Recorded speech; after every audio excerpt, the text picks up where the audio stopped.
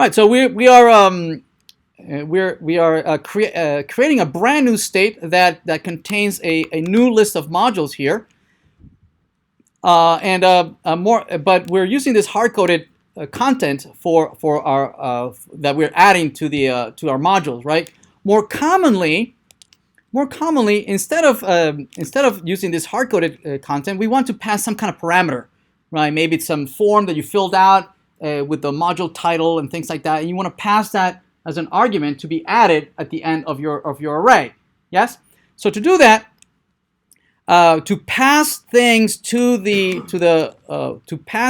reducer, right? What we would do is that in the action object, type is the only property that is required. You have to have type, right?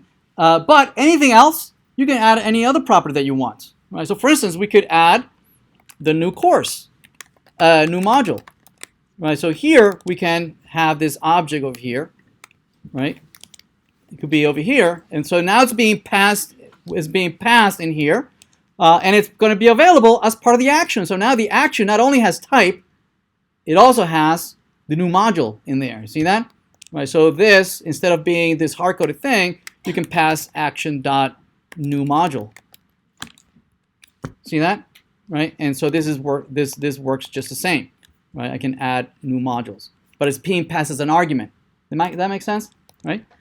Also, in the here we could sometimes these titles might come from the UI, because maybe you've typed something in some input field and whatnot, and you might pass as an argument here. So this might be title. So meaning that the function that is being invoked from the UI presumably is passing you an argument. Yes? Meaning over here, this create module presumably is passing you something, right? If it's passing you something, a new module maybe, that means that you need to put it inside of a closure, right? And now I have the title here, and we can use it as an argument for the object that we're passing in. That makes sense, right? And now this should work the same way.